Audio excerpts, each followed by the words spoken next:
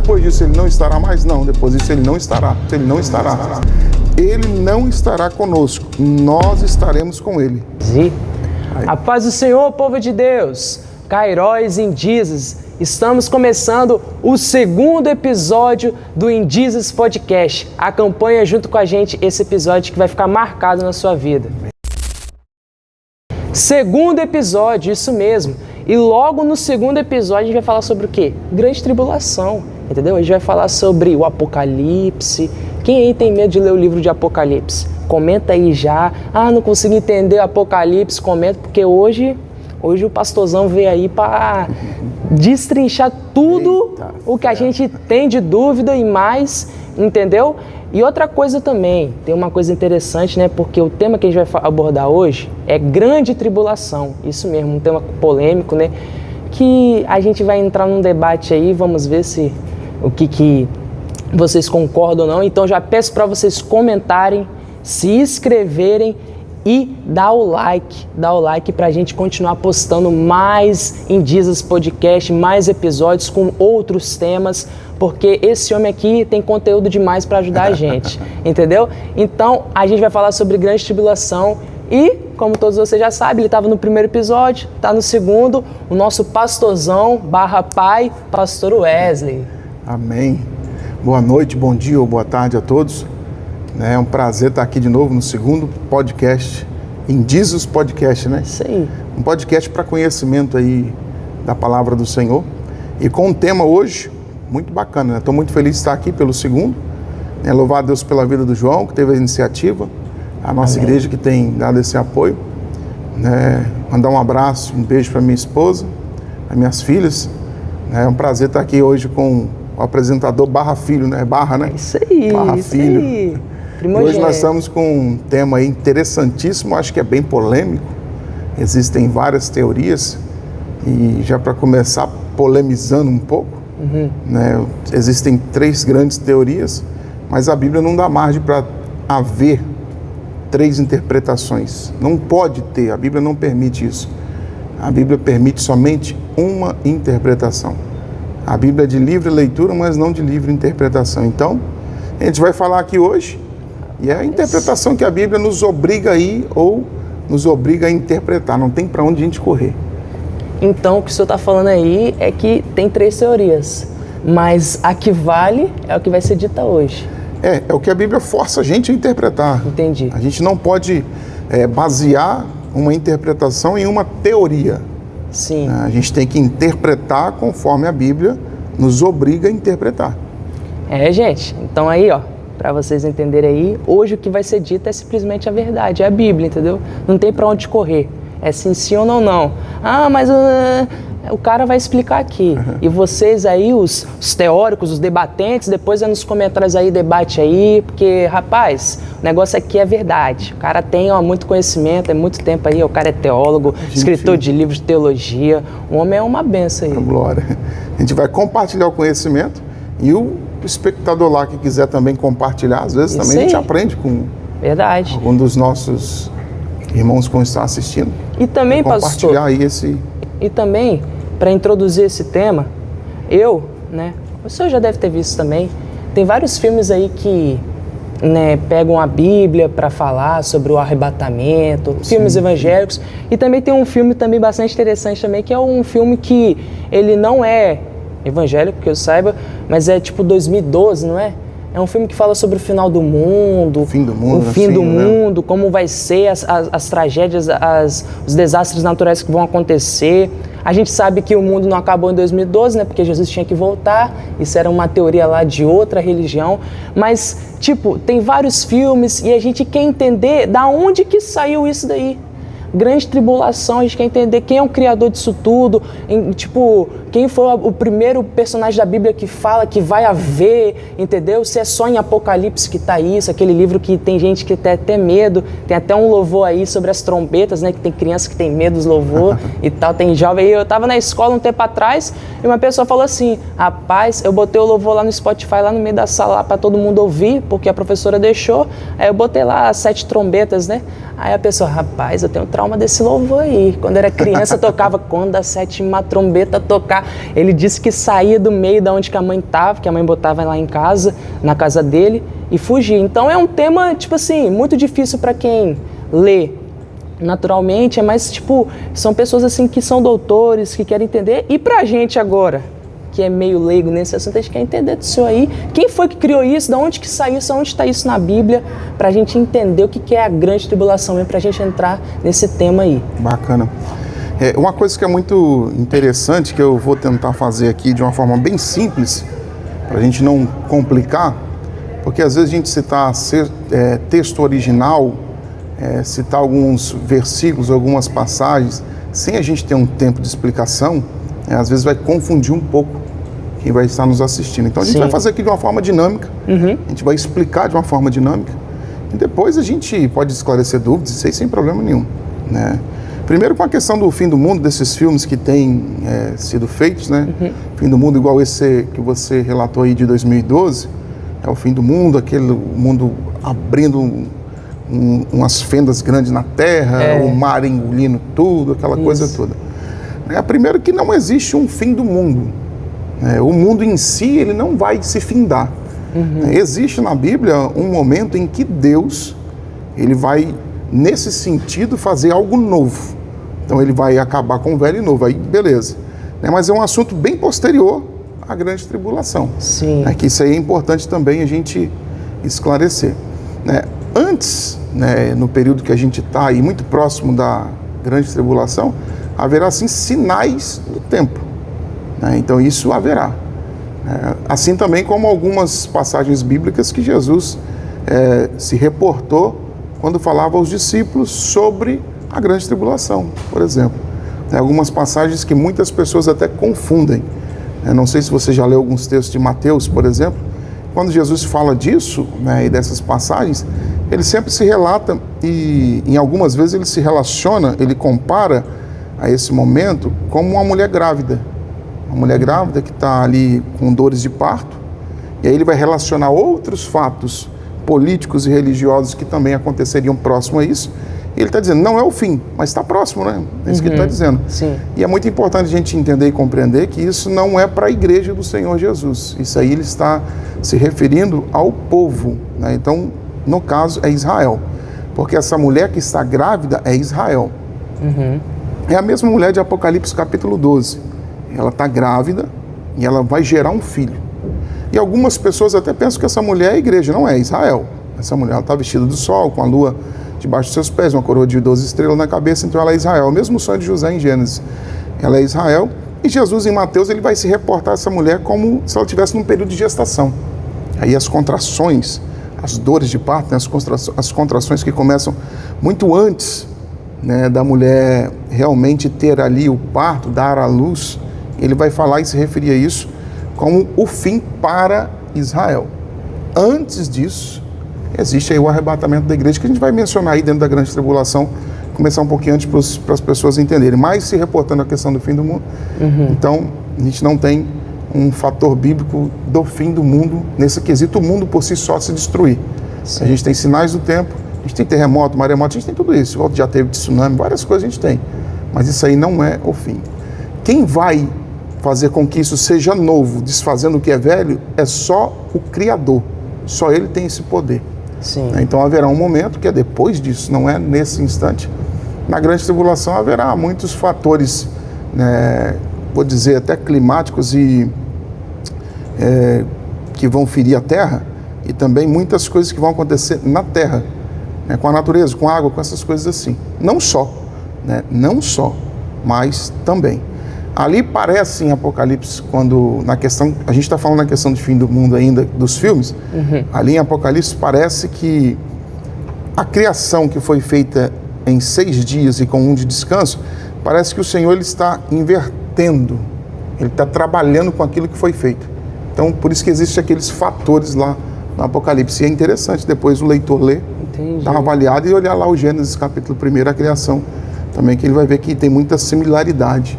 Ali parece que o que ele fez, ele está ferindo. Sim.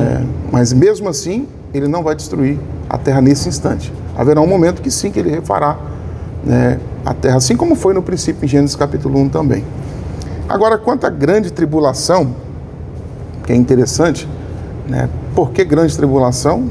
Jesus falou que seria um momento que haveria muito sofrimento, muita dor, como nunca houve antes. Então vai ser um momento muito grande. E é importante entender, e quem está nos assistindo entender também de uma forma muito simples e dinâmica, que existem 3 grandes teorias, como eu já disse.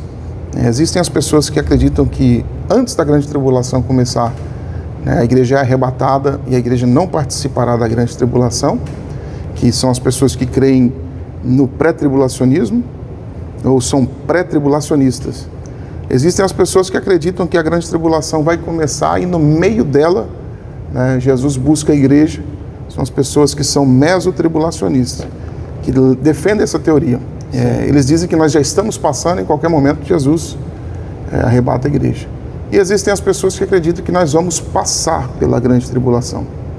E aqui existe uma coisa muito interessante. A igreja, de antemão, já explicando, ela não passará pela grande tribulação. Mas muitas pessoas que não subiram no arrebatamento e que faziam parte da igreja e por algum motivo de não ter vigilância ficaram aqui, esses sim passarão.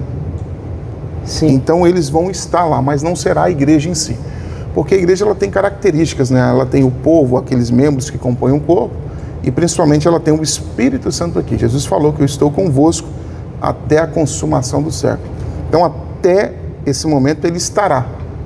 E aí talvez você me pergunte, ou alguém que está lá pergunte assim, mas depois disso ele não estará mais? Não, depois disso ele não estará. Ele não estará conosco, nós estaremos com ele. É diferente, inverteu. Os que forem arrebatados. Exatamente. Então ele não está. Isso significa que quem está aqui é o Espírito Santo representando ele. A igreja subiu, o Espírito Santo leva ela, né, e lá nós estaremos com ele. Ele já não está mais com a gente, nós vamos estar com ele. Então por isso que ele menciona esse texto aí, essa passagem bíblica aí. Mas é interessante pelo seguinte, da onde vem a grande tribulação? Da onde vem isso? Da onde surgiu isso? Quem inventou isso? Que conversa é essa? Biblicamente, aonde vem? Então é importante a gente começar primeiro pelo primeiro texto que surge isso, né? De fato literal, de forma literal, melhor dizendo. Sim. Forma literal. Aonde surge isso? Da onde nós tiramos isso? Então, começar do início para a gente começar a entender aqui da melhor forma possível. O povo de Deus foi levado cativo. Aí é o povo mesmo, é Israel que eu estou falando. Eu vou mencionar aqui Israel, judeu, hebreu, mas é a mesma coisa, só para a gente entender. Se eu for separar e explicar por que um vem de Hébio, outro vem de... vai ser meio confuso. Então, veja só, o povo de Israel foi levado, precisamente o reino do sul, que era Judá. Eles foram levados, presos e cativos por Nabucodonosor para a Babilônia. Nessa leva, Daniel foi. E a profecia no que diz respeito a esse povo de ser levado cativo era de 70 anos. Eles ficariam lá presos 70 anos. Então Daniel foi levado novo para lá, né, muito jovem. Então ele está com mais de 80 e poucos anos, já se cumpriu os 70 anos que eles precisariam estar presos, cativos lá. E ele está orando ao Senhor. Ele observou a profecia e falou, opa, acabou o tempo. Ele começa a orar ao Senhor. Quando ele começa a orar ao Senhor, a Bíblia diz que o anjo Gabriel, que assistia diante do trono de Deus, ele desce com a resposta para o Gabriel, porque ele vai dizer, melhor dizendo, para o Daniel, ele vai dizer assim, Daniel, você é muito amado. E assim que as suas súplicas chegaram lá, eu desci, o Senhor mandou eu descer aqui. Só que ele vai fazer um relato que ele não conseguiu, houve aí uma intervenção nas regiões celestiais. Isso aí é eu acho que é um outro podcast para a gente falar sobre potestade, principados, que é muito interessante. E 21 dias depois ele conseguiu chegar. E o Daniel orando lá. E aí ele traz direto dos céus, dos céus, ele traz a seguinte resposta. Daniel, 70 semanas estão sobre o seu povo. Olha que interessante. 70 semanas estão determinadas sobre o seu povo. Isso aqui é interessante. E o que são essas semanas? Sim. Da onde a gente tira 7 anos? E aí eu vou começar uma explicação dentro das 70 semanas. Na Bíblia, quando a gente vê em Números, Levíticos, se não me falha a memória também, a gente vai ver que em alguns momentos, né, existe uma contagem de tempo por semanas, porque ficava mais fácil. Por exemplo, se eu tivesse que contar 5 anos, né, eu contaria 5 dias. Então, em 5 dias representariam 5 anos. Sim. Seriam dias de anos, ou semanas de anos. Na questão do jubileu até do próximo do Pentecoste, o Senhor utiliza isso, 49 semanas. Né? E ali elas são semanas corridas. Então havia esse costume de contar semanas de anos, que ficava mais fácil a contabilidade do tempo. Então quando ele chega para Daniel, ele está se referindo a 70 semanas de anos. Se a gente for fazer conta, 7 vezes 7, 49, se não me falha a memória, isso. né? Então ele está dizendo assim, Daniel, existem 490 anos sobre o teu povo. 400. Aí a gente pensa assim, poxa, 490 anos só acabou? 490 anos sobre o teu povo, que são 70 semanas. Sim. É isso que ele vai dizer, vindo do céu. Então aqui a gente tem que abrir um parênteses pelo seguinte, tudo que você for ler na Bíblia, no que diz respeito à grande tribulação, você tem que respeitar esse texto. Porque ele é o que desce do céu para Daniel e daí que surge todos os outros. A gente pode ter profecia antes, mas ela tem que respeitar o texto que foi trazido literalmente para o Daniel. Sim. Veio direto do céu, veio direto de Deus. Olha que interessante, o negócio é mistério, né? 70 semanas são sobre o seu povo. Então, se é semana de anos, um dia representa um ano. 7 dias, que é uma semana, representam 7 anos. 70 semanas, 7 vezes 7, 49. 70, que é 7 dias, vezes 70, vai dar 49. São 490 anos. Então ele está falando assim, olha, existem 490 anos sobre o seu povo. Está determinado. E aí ele vai dizer assim, logo depois, isso em Daniel 9, se não me falha a memória, logo depois ele vai dizer assim, 7 semanas até a reconstrução. E 62 semanas até o ungido ser cortado. Então, da saída para a reconstrução, 7 semanas. 49 anos. 49 anos. E se a gente for contabilizar, literalmente aconteceu os 49 anos. Sim. Até a reconstrução dos muros de Jerusalém. 49 anos. Dali até o Messias ser cortado, foram 62 semanas. 62 semanas vezes 7. 7 vezes 2, 14. Né? Vai 1, 7 vezes 2, 7 vezes 6. 43, 434 anos. 434 anos. Dali até o Messias ser cortado, a morte do Senhor Jesus, sim, até ali, 434 anos. Então, o tempo veio contado literalmente conforme Daniel recebeu lá dos céus, a resposta. Sim.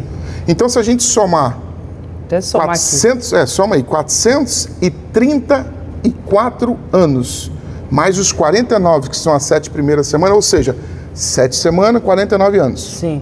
Né? 62 semanas, 434 anos. Sim.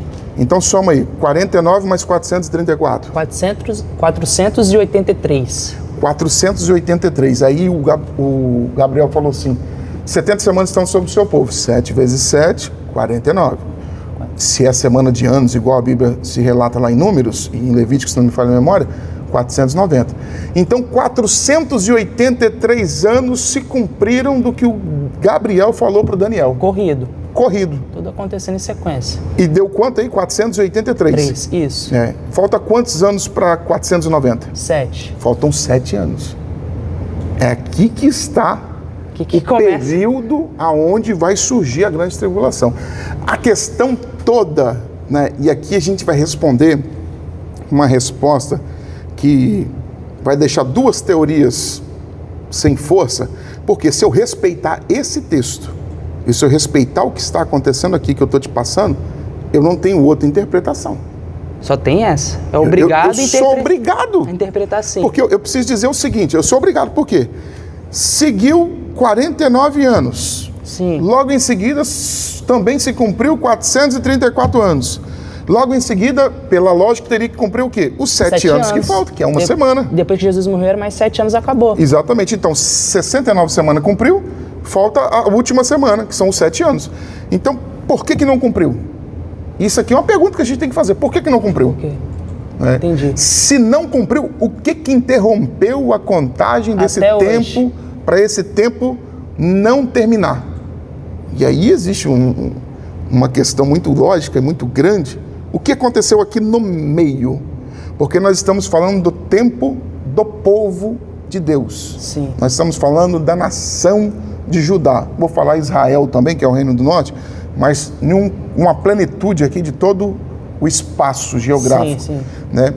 O povo, porque a resposta que veio do Gabriel para o Daniel é para o povo. O povo de Israel. Ele diz, 70 semanas estão sobre o teu povo, não sobre a igreja. Entendeu? É para Israel essa profecia. É para o povo. Sim. Entendeu? Não é a igreja. Antes disso, a questão toda é, antes do cumprimento dos 483 anos, existia igreja? Não. Não existia igreja. Não existia. Né? Quando o Messias foi cortado, existia igreja? Existia. Começou a igreja, mas a igreja vai existir, né, quando lá no Pentecoste. Ah, não, sim, entendi. Começou 2 ou 3 reunidos no nome do Senhor, aquela liberdade que o Senhor deu, aquela autoridade para estarmos reunidos no nome dele. Ele começa chamando o André, começa chamando o Pedro. Então ali se inicia, né? O Senhor Jesus fala assim, as portas do inferno não prevalecerão. Né? Quando eles perguntam assim, Jesus pergunta, o que vocês dizem que eu sou? O que dizem os filhos dos homens que eu sou? Eles vão dizer assim, Senhor, uns dizem que o Senhor é Elias, outros dizem que o Senhor é Jeremias, outro diz que tu és um dos profetas. Né? Aí o Pedro ousado diz, tu és o Cristo, o Filho de Deus. Tu és o Cristo, o Filho de Deus. Quando ele traz essa resposta, ele traz uma resposta da divindade do Senhor. E aí Jesus vai responder para ele, não foi a carne nem o sangue que te revelou. Não foi, porque carne e sangue não consegue, você não vai conseguir entender isso pela carne e pelo sangue. Sim. Tem que ser de Deus. Ele fala assim, e eu te digo que tu és Pedro. E sobre esta pedra, que pedra? A resposta do Pedro. Tu és o Cristo, o Filho do Deus vivo. Sobre o ungido. Exatamente. A resposta do Pedro é a pedra, não é o Pedro. A resposta dele. Sobre esta resposta você me deu, eu edificarei a minha igreja.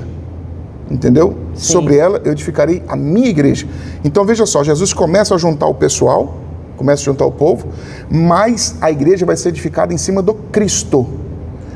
Jesus, na sua obra, né, aqui na terra, ele permaneceu 33 anos aqui na terra.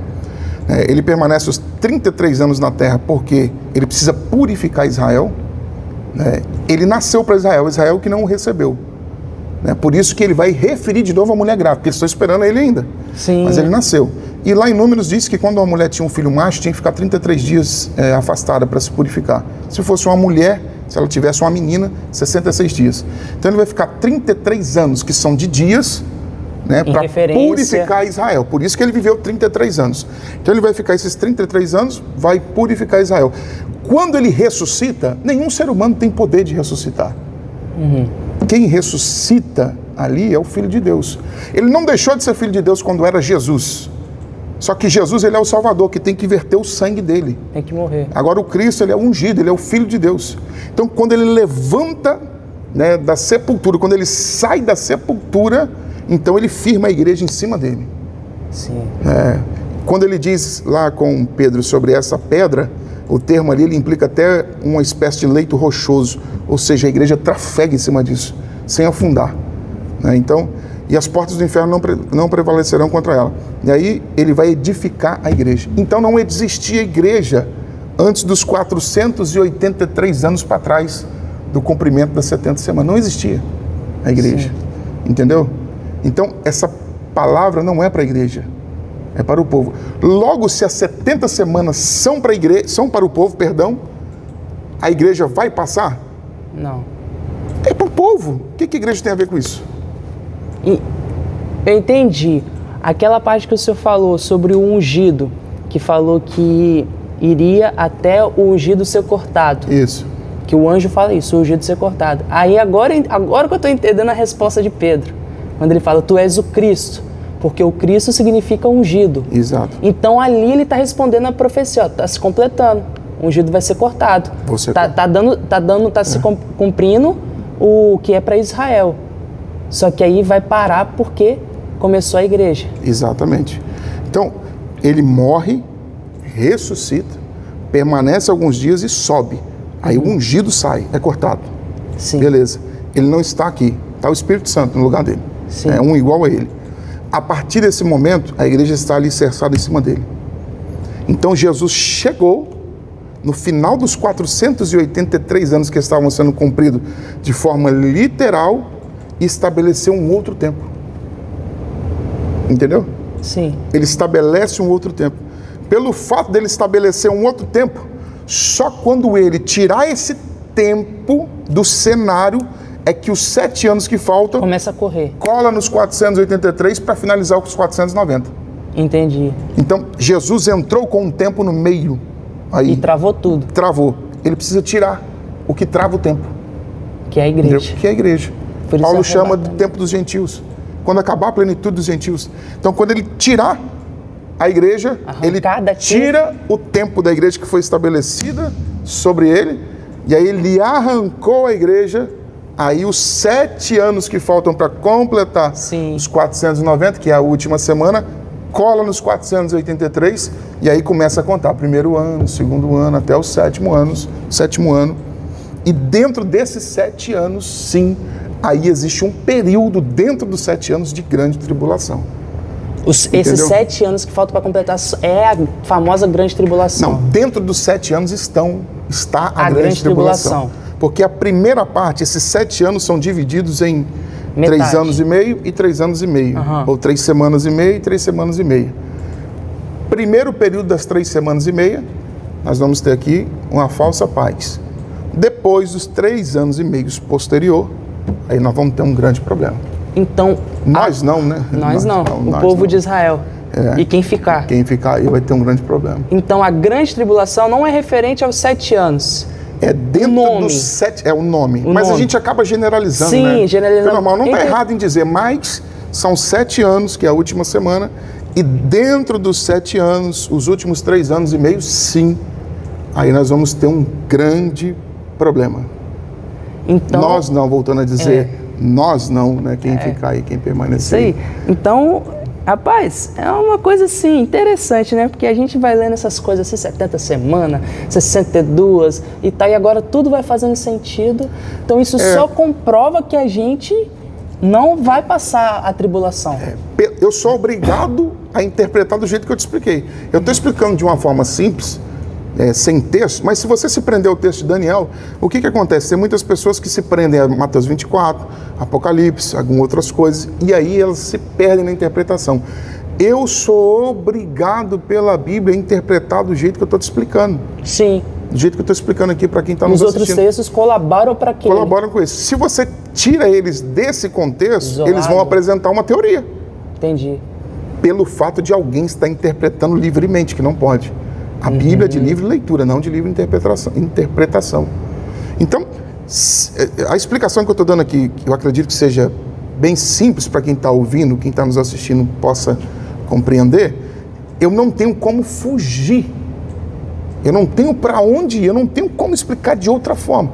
Eu tenho que permanecer aí, dessa maneira. Aí sim eu vou começar a entender que nós somos a igreja do Senhor Jesus e quando a gente subir no arrebatamento, aí sim começará os 7 anos que faltam para completar as 70 semanas lá de Daniel, que são 490 anos, né? Literalmente falando. Interessante, né? Deus deu 490, o filho chegou, falou, toma mais 2.000 anos aí.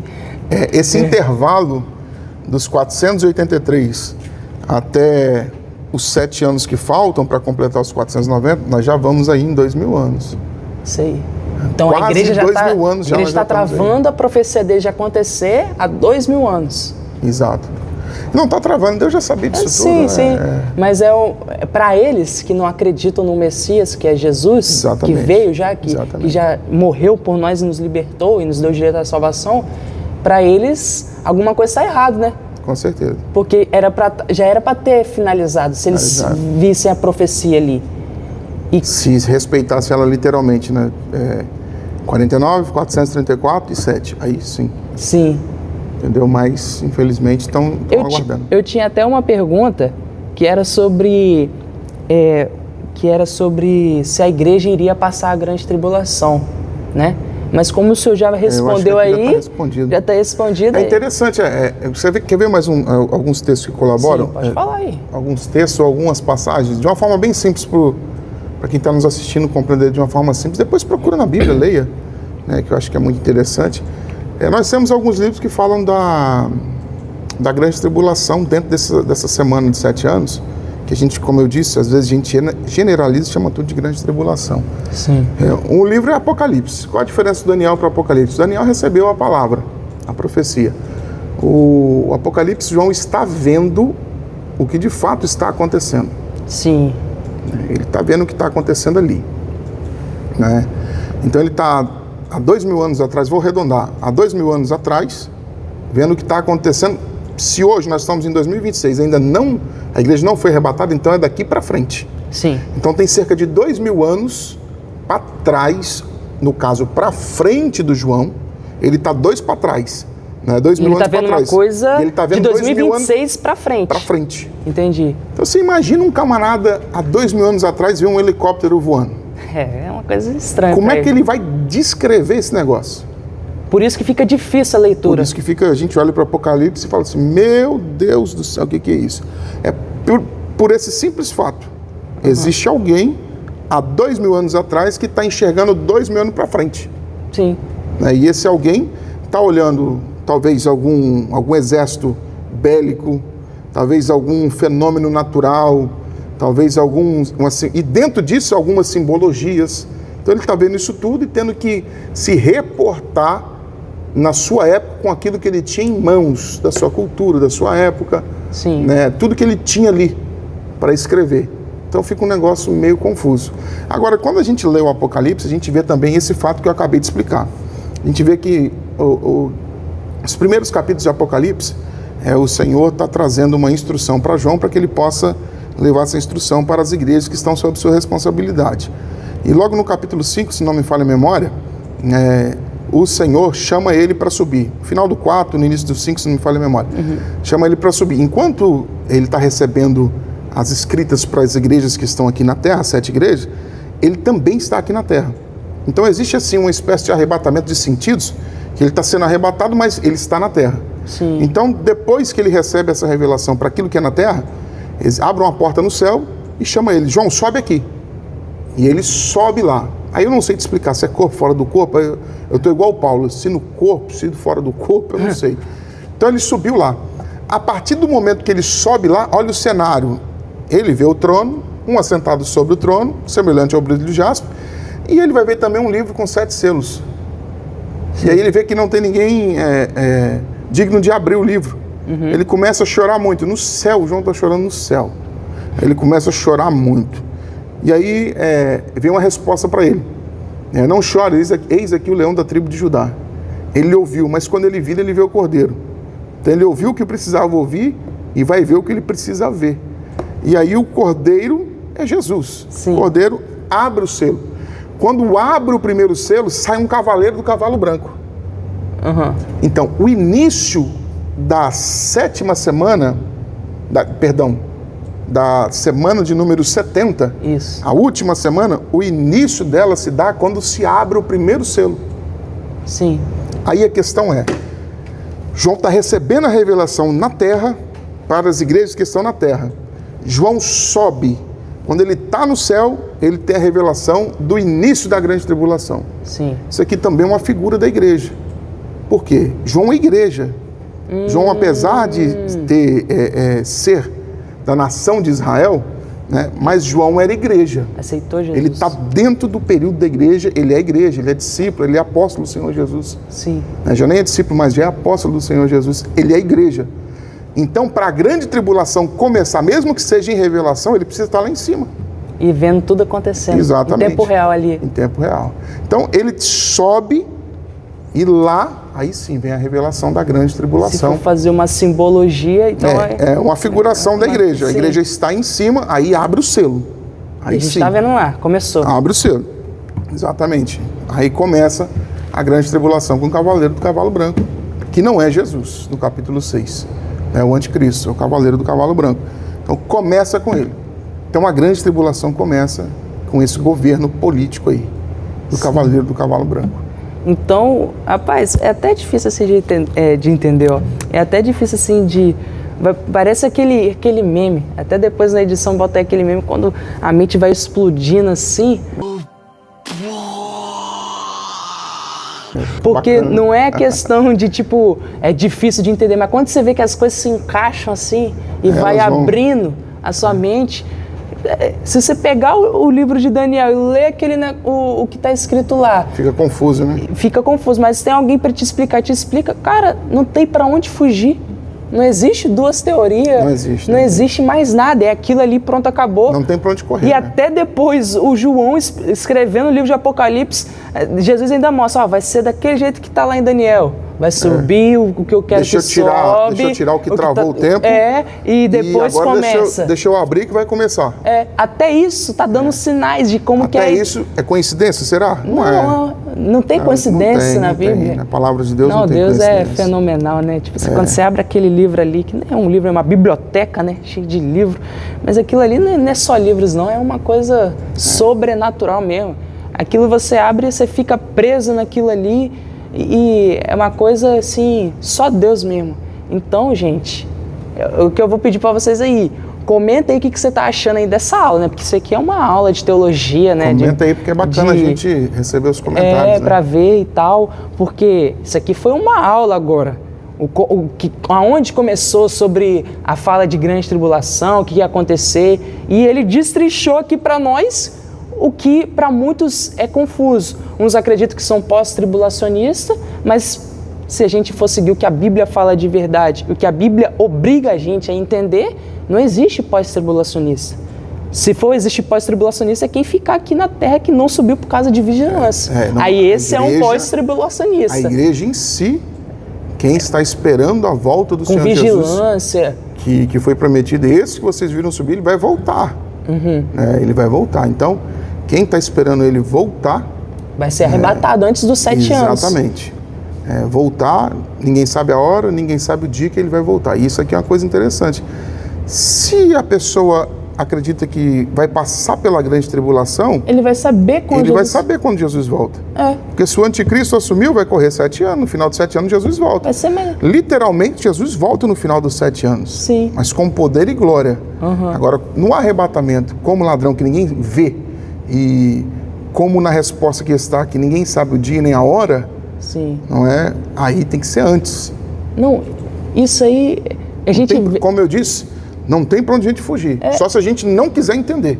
Se a gente não quiser entender, a gente vai buscar uma teoria aí, talvez que a gente... Para se agarrar, para... Agora, se a gente olhar para isso aí, não tem para onde Gente, eu vejo fugir, tantos debates, os caras pegam um texto lá de Apocalipse, os santos, e pegam um texto lá de não sei o quê e tal. Até o texto que fala que Jesus vai vir como ladrão, não dá para entrar na grande tribulação igreja, senão você vai estar lá. Entrou a grande tribulação, opa, falta agora 6 anos e alguns dias para Jesus voltar. Agora deixa eu acertar minha vida, me preparar para perseguição e tal. Isso aí. Não, assim, não existe. Então não tem um sentido de que Jesus voltará como ladrão, no sentido de que ninguém vai saber nem o dia e a hora e vai buscar a gente. Na hora, isso aí.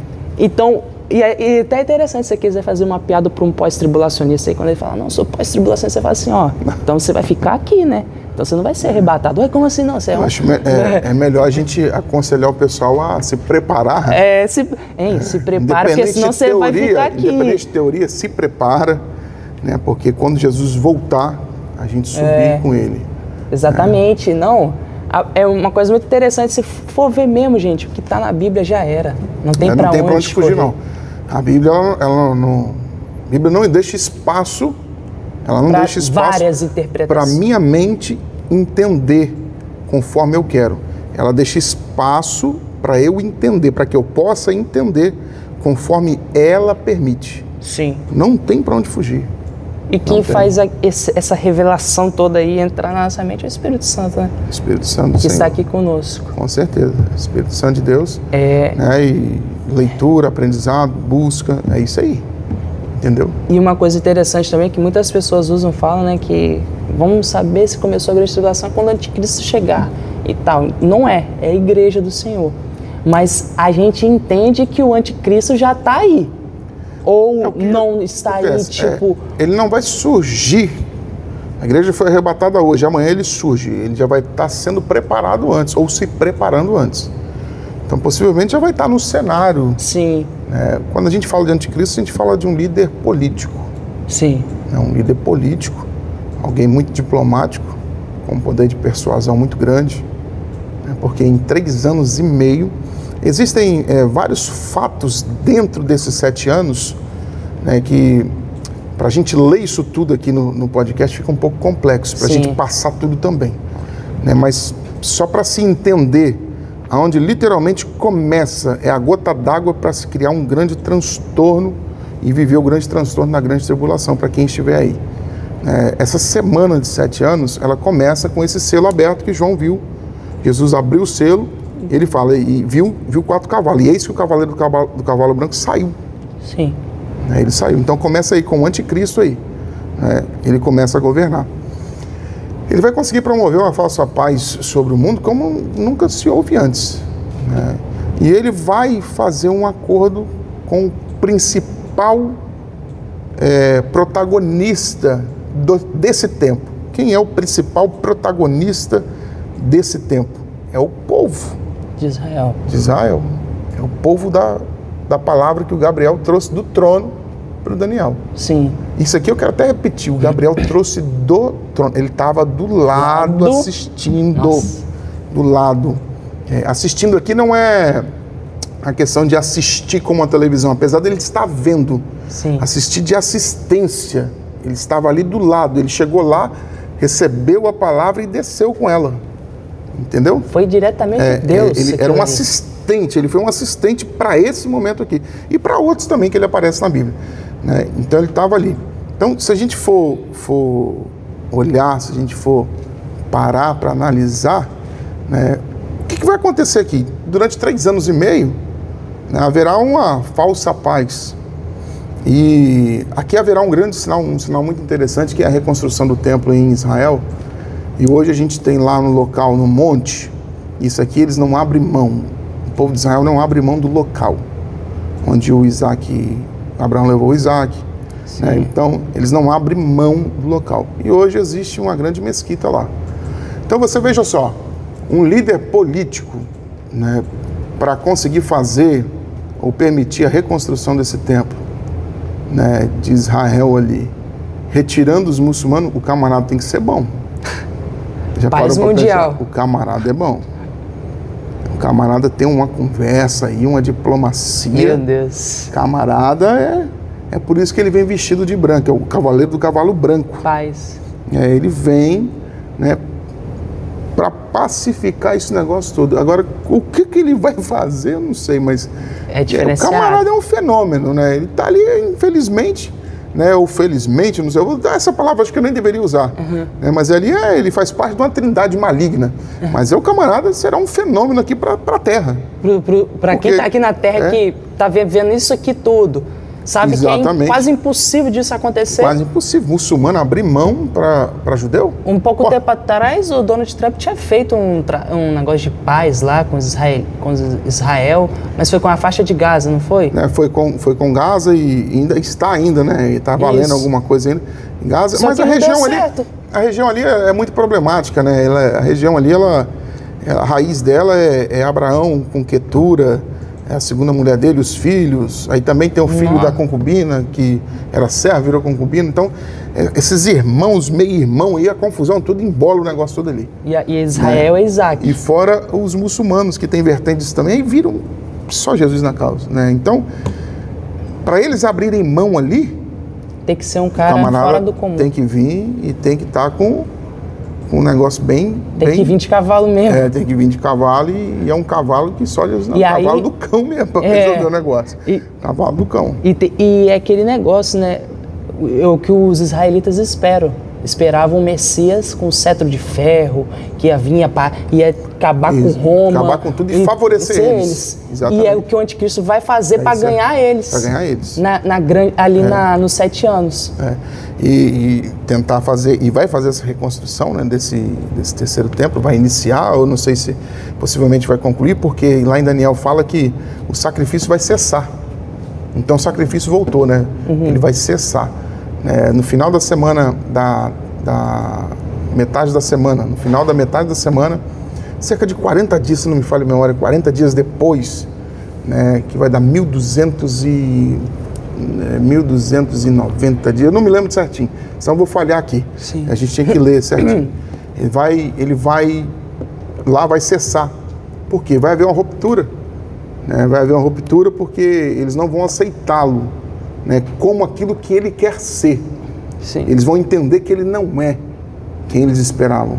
E aí começa o grande problema da grande tribulação. Eles vão largar tudo, deixar aí, de sim, lado o anticristo. Aí começa um grande problema para toda a terra, para todo mundo. Então ele começa a cercar todo mundo e aí vai vir marca, aí vem várias coisas que é bem volumosa essas coisas para a gente falar aqui.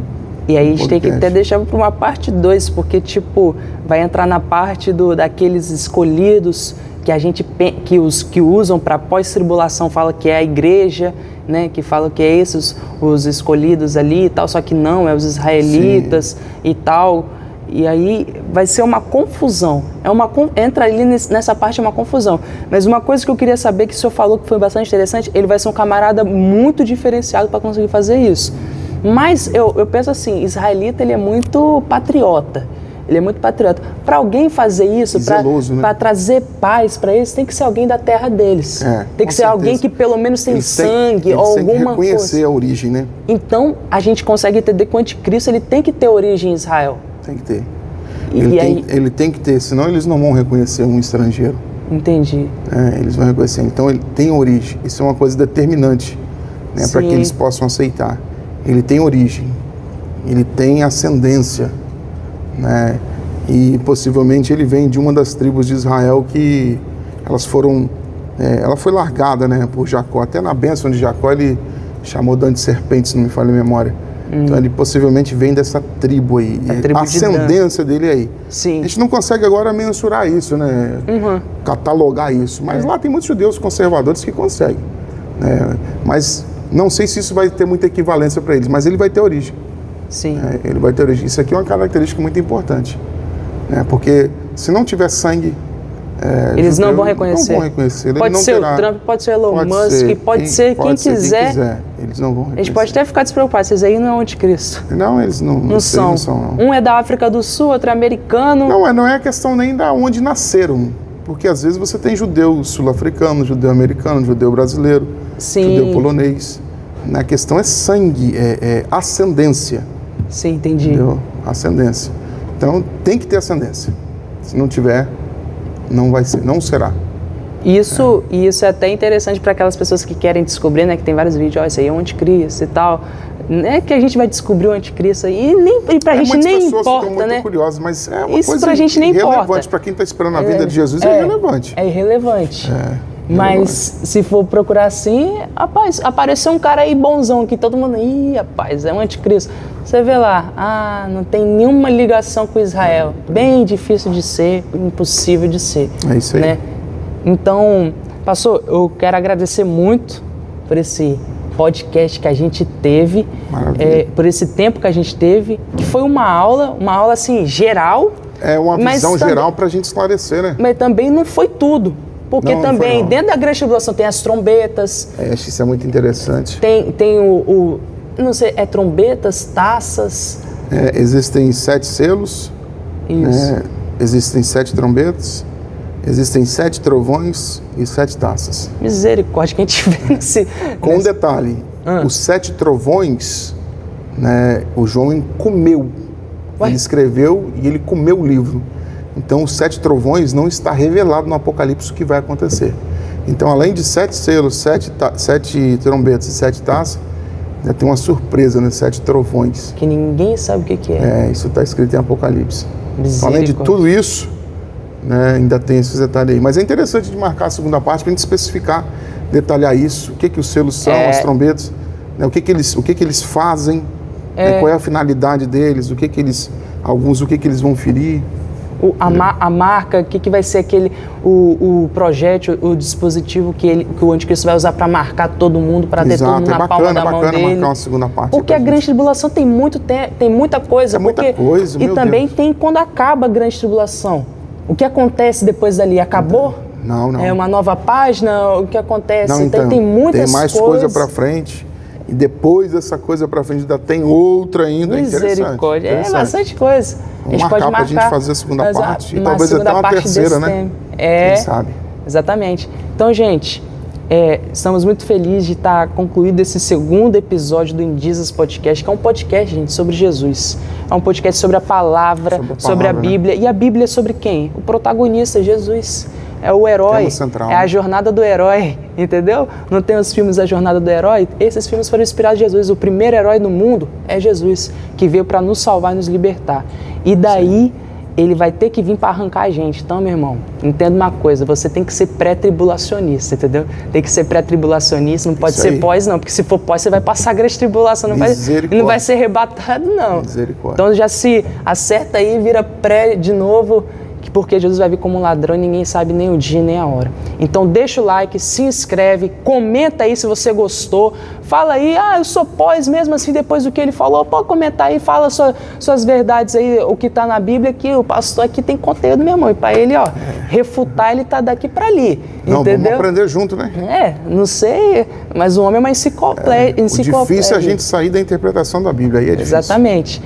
E quero pedir para vocês também compartilhe esse vídeo. Olha aqui, fulano de tal, o vídeo aqui sobre grande tribulação, olha aqui, gostei, lembrei de você. Compartilhe esse vídeo e Deus abençoe vocês. Pastor, você quer falar uma coisa para finalizar?